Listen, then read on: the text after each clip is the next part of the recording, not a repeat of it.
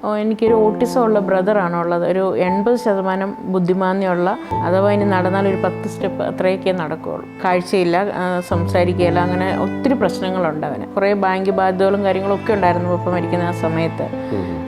എനിക്ക് എങ്ങോട്ട് മൂവ് ചെയ്യണമെന്ന് അറിയത്തില്ല. അങ്ങനെ മനസ്സിൽ നടുക്കടലിൽ നിൽക്കുക എന്നൊക്കെ പറയില്ലേ, ഈ കാശ് വന്നു കഴിയുമ്പം അതെല്ലാം അങ്ങ് മാറിക്കോളും.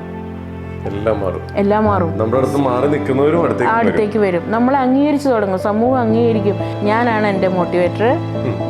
ഞാൻ എന്നോട് തന്നെയാണ് ഏറ്റവും കൂടുതൽ സംസാരിക്കുന്നത്. സെൽഫ് ലവ് തന്നെയാണ്.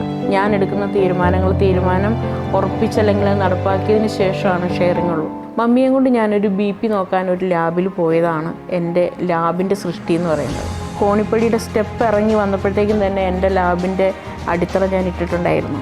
അതിൽ നിന്ന് 1.5 മാസം കൊണ്ട് എൻ്റെ ലാബ് അവിടെ സൃഷ്ടിച്ചു. അതായത് എൻ്റെ കയ്യിൽ ക്യാഷൊന്നും ഉണ്ടായിരുന്നില്ല, പക്ഷെ കുറച്ച് സ്വർണ്ണം ഉണ്ടായിരുന്നു. ഞാൻ ലേസർ ട്രീറ്റ്മെൻറ്റുകൾ ഉൾപ്പെടെ ചെയ്യുന്നുണ്ട്, മൈക്രോ ബ്ലേഡിങ് ചെയ്യുന്നുണ്ട്, ലിപ് കോണ്ടോറിങ് ചെയ്യുന്നുണ്ട്. എൻ്റെ മുന്നിൽ ഒരു സ്കിൻ പ്രോബ്ലമായിട്ട് വന്നാൽ ഒട്ടുമിക്കതും എനിക്ക് പരിഹരിച്ചു വിടാനായിട്ട് സാധിക്കുന്നുണ്ട്. അത് 6 വയസ്സിൽ ജീപ്പ് ഓടിച്ചു തുടങ്ങിയ ഒരാളാണെന്ന് കേട്ടിട്ടുണ്ട്. ബസ് ഓടിക്കും. നാഷണൽ പെർമിറ്റ് വണ്ടി 16 വീൽ വരെയുള്ള വണ്ടികൾ വേണേൽ ഓടിക്കാം. സ്വന്തമായിട്ട് പൊക്കുന്നതല്ല ഇത്, സത്യമുണ്ട്. എല്ലാം വന്നു. ഒരുപാട് കടകൾ, എൻ്റെ തൊട്ടടുത്തുള്ള ഒരുപാട് കടകൾ നിർത്തിപ്പോയി. എൻ്റെ സൈഡ് അപ്പുറത്തും ഇപ്പുറത്തുള്ളവരൊക്കെ നിർത്തിപ്പോയി. ഈ സമയത്താണ് 1.5 കോടി രൂപ കൊടുത്ത് ഞാൻ ചാലക്കുടിയിൽ ഞാൻ ഇപ്പോൾ ഇരിക്കുന്ന ബിൽഡിംഗ് ഞാൻ സ്വന്തമായിട്ട് വാങ്ങിച്ചത്. മീൻസ് കാരണം ഇതൊരു 3-4 ലക്ഷം രൂപയൊക്കെ മുടക്കി പഠിക്കുന്ന ഒരു കോഴ്സാണ്. അഡ്വാൻസ്ഡ് കോസ്മെറ്റോളജി കോഴ്സാണ് ഞാൻ അവിടെ കൊടുക്കുന്നത്.